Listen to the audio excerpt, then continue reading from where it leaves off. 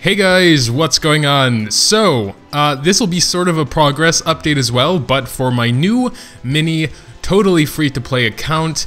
Because on my progress updates, I was getting some comments saying, oh well, let's see a free-to-play progress, so I'm going to do that.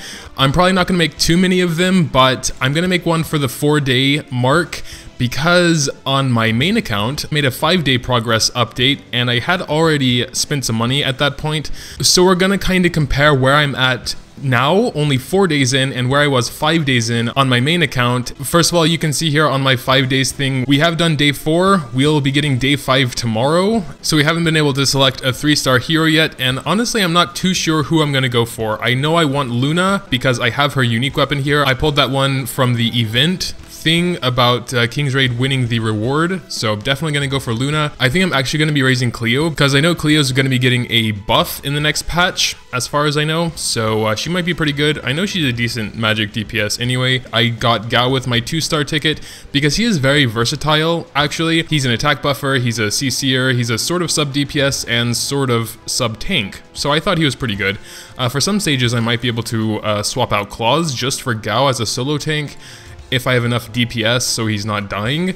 And I might do that when I get Luna, have Luna, Cleo, Frey, and Gao, and we'll see how that works. So we actually have my 5-day video here. I'm gonna actually mute it because that's gonna be kind of weird if there are 2 Mogatis speaking at you. So as you can see on day 5, I did have 4 4-stars, and on my day 4 account, I also have 4 4-stars. I also had most of them decked out in T4 Dragon gear like I have here. And the thing that surprised me the most was actually my progression story mode wise. As you can see from this, like, image here, we can actually play a little bit, it doesn't matter. I was actually halfway through normal mode of chapter 5. If we go back to my little account here, we are actually completely done with normal mode chapter 5, and we're actually almost finished with hard mode chapter 5. We have a 2-star clear here, a 2-star clear there, and I haven't really tried this boss yet again. I just kind of tried autoing it and it didn't work. I'll get back to that later. And also the conquest, that might not work without getting a little bit stronger, because the conquest on chapter 5 is very, very hard. But yeah, we're definitely a lot further, especially for being a day behind and totally free to play. So it just goes to show that having knowledge about the game and experience and knowing what you're doing is extremely important and crucial. We were actually just going through stage 6 here, and also if we go back to my previous video, we can see that I absolutely got demolished on the first stage of chapter 6 here.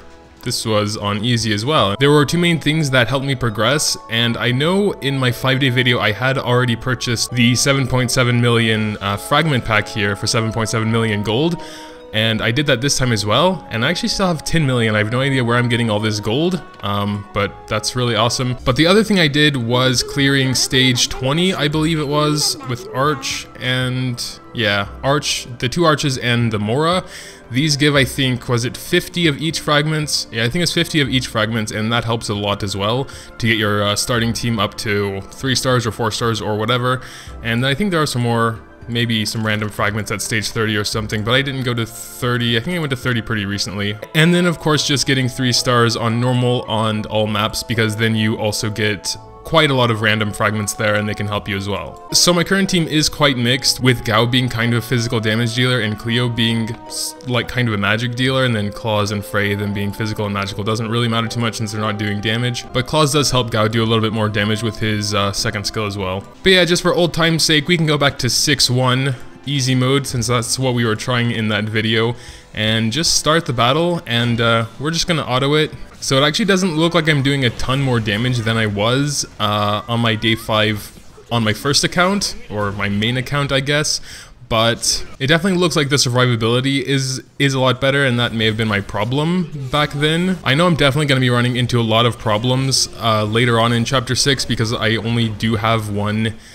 magic DPS for now, but like I said, I will be getting Luna, and I think for chapter 6 I think I'm going to be going with Luna and Cleo. I might like CC a bit, but who knows, maybe we'll get by. I was thinking about getting Maria as well, since we will actually be getting 2 3-star selectors and a 5-star selector within the span of like another week, because this 5-day attendance thing is resetting, so that's gonna be cool. But Maria just came in my inn, so I'm just gonna get her out that way and hold off on using a ticket on her. So yeah, just that little bit of extra tankiness on Claws was probably enough to help me get through this stage. Yeah, I mean, team-wise, I actually had a lot bigger advantage on my first account because I had Maria and Epis, two magical dealers, and Maria helps Epis quite a bit as well with her im damage reduction. And here is kind of a weird team because there's like 2 physical, 2 magic. None of them really have much synergy going on, but we were still able to do it. I mean, I probably could have done it on my other account too if I tried again, because this one was also very close. I'm still kind of at an awkward spot not having been able to choose anyone yet, because I was thinking about just waiting for the 7-day 5-star ticket to get Luna, because then she'll be 5-star, and at this point it's very hard to get 5-star heroes. I'm trying to work on getting Gao to 5 stars, even though I'm not sure if that's really the best idea, because when I'm getting Luna, he's not really going to fit in there so much, but neither is Claus, because they don't really have that synergy. But again, I don't want to get a magical tank right now like Jane, because I know she's not that useful later on.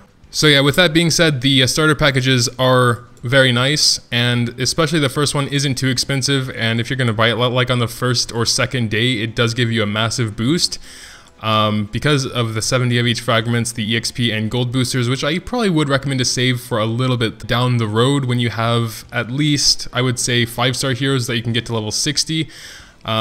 Preferably when they're T1 and they can go to 80 is when I would use those EXP and gold boosters.